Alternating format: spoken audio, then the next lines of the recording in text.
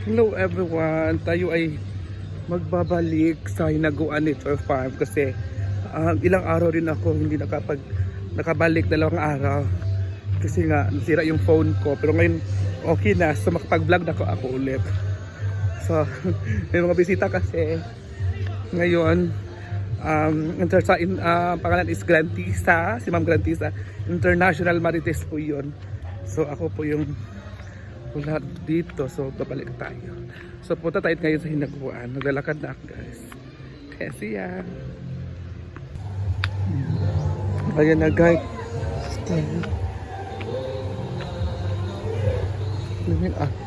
Sobrang init, guys. Dami maglalaba, oh. Tingnan mo yung naglalaba. Diyan sinampay yung mga ano. Tapos naglalaba pa doon, nagugas ng plato, kaldero. So, ang dami talaga ngayon. May mga bata pa. Dito naman ay na nagsasampay. Diba?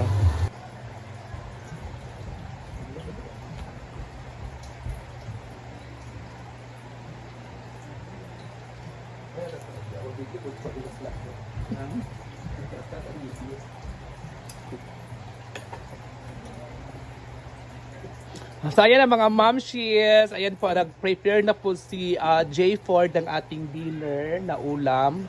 Ang ating ulam today ay biswa na may tawag na Ford? Sardinas at haluan niya ng patola galing doon sa ating tanim ni Nena. At ayan po yung mga ingredients niya. May dalawang sardinas po ang ating ilalagay. At isang buong miswa. Lahat ito ay lulutuin natin. So nag-prepare muna si Jayford dyan ng ating dinner. Kasi yan ang request ni Brenda. Kasi nga nagsawa na sila sa mga karne. Dahil kahapon nung Lunes pala. Kahapon, di ba? Or Linggo. Ay kahapon ay dumating si Mama Ana Grantisa from US at umuwi sila kanina balik ng Maynila. So yan, ready na si Chef ng ating una. At mapunta muna ako sa kusina kasi maghuhugas ako ng plato.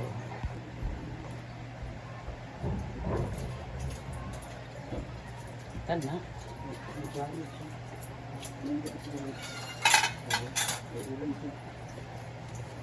10 minutes rin ang paghugas na ako. So ito mga momshies, maghuhugas muna tayo. Hindi ko na na-video yung iba kasi nga akala ko nakita yung mukha ko. So ngayon, kasi may tubig na, kaya na kasi walang tubig.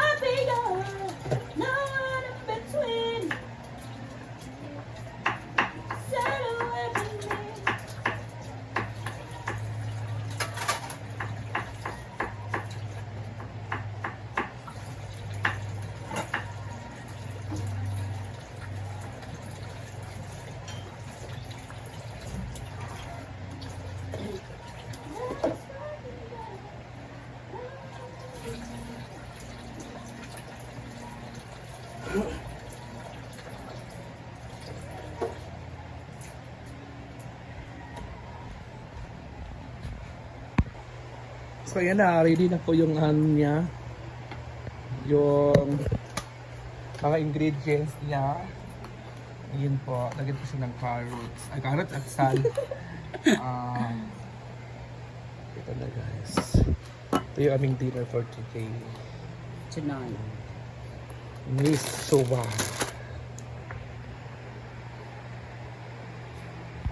Ito naman mga moms, ito yung tinabal na gawa ni Britney. Medyo may maamoy na konti. Maamoy konti pero masarap naman kahit may amoy konti. Pero konti lang, huwag naman sabihin natin na malaki yung amoy or malawak yung amoy kasi konti lang talaga. May amoy kasi yung ano niya kasi yung laman loob niya ay nabubulok siya. So may asin niyan siya. Yan ang tawag dito is tinabal. Sa Tagalog inasinan. Or buro? Inasinan o buro? Buro. Buro pala. So ayan noon, niluto na po ni Jay. Si Jay Para lang siyang ano, para lang siyang tawag dito. Para lang siyang tuyo. Pero hindi siya binilad sa araw. Yung tuyo kasi binilad siya sa araw. Pero ito siya, ano lang, nilagyan lang siya ng asin. Asin. So ayan na guys, nagluto na po si Jeffer. Si Jeffer po yung nakakota ngayon. Ay, nakatoka. Nakakota. Nakatoka at nagluto din siya ng miswa. Ayan po yung miswa. Nakaready na po lahat guys. So yan. So makakain yung lahat. Yan ang aming dinner. Thank you Jay for sa pagluto. Siyempre naman. Ayan, Basta si guys. Madam Oyong. Ako talaga. Ayan mga mamshis.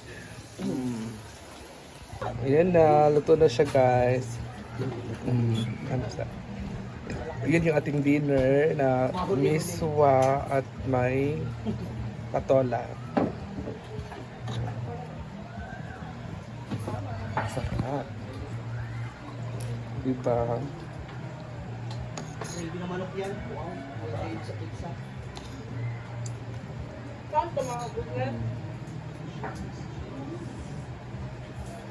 ko lang, pag kulang pa to ha, pumita siya. Ano yan?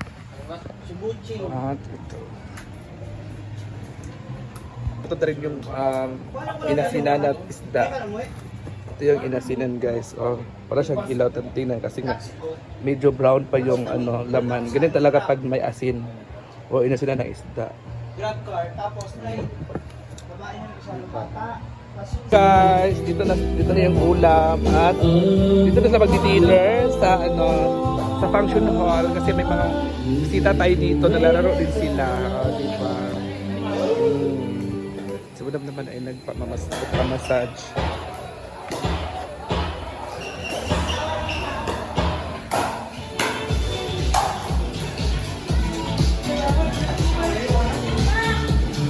Kain! Ang ulam natin ay tinapay. Sa? Yung ulam natin guys. Inasila na isda. Nasamad? Ano, buwang na. May ano tayo? Ano man? Fried chicken. Napandol? Na. Bayot, tiguwang na ba ng imo na inahan? Sino gina dapat mag... Ano po din sa paingon?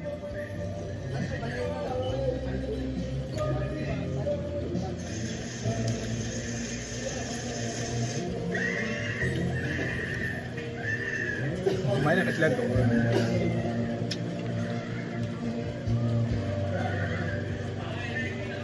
Paalala lang yung... Paalala lang din, makakamukha lang tayo dito. Wow! Wow! Hoy!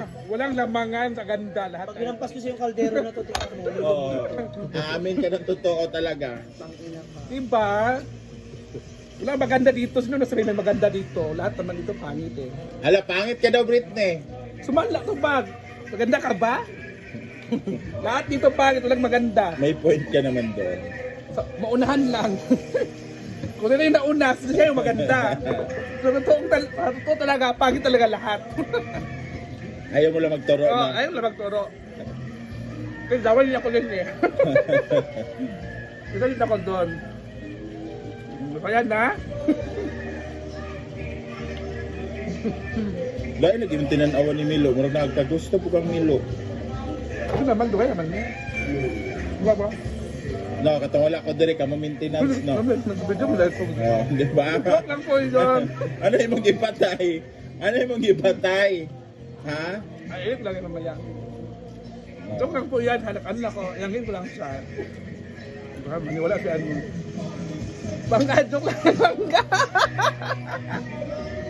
Ayaw gi-edit. Ah! Ayaw gi-edit. Ano? Wala niya gibutang yung sikwa na. Nang patola ba wala? Saan niya? Gamay ra. Dua ka po. Numadto ka. Yan lang kayo na, kung ato dali na, ano, Dugo. ng, Nanay niya na ano. Nauntog. pero kasama, yun ang tuyo, na ano siya sa, yung kahoy ba, na panlog eh. Tapilok. Ay, puta. Bapa ko? Eh, ginoko. Wala lagi ko na gwapa diri ingon si Uyong. Lang maganda, sa totoo lang. Wala din nagwa ka dali. Kaya nag-uunahan lang tayong turuin. Siya yung pangit. Sa totoo talaga, ulang maganda. Ay, ko talaga magturo. Huwag ka na magturo. Gago, ang hirap ituro yung sarili. Di ba? Kahit alas na talaga kung alam mo lang.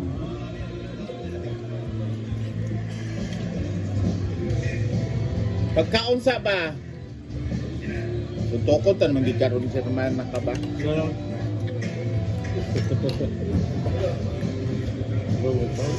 Batson ko na imong rabbit lagi tanawa. Ano yung rabbit name mo? Sa taas?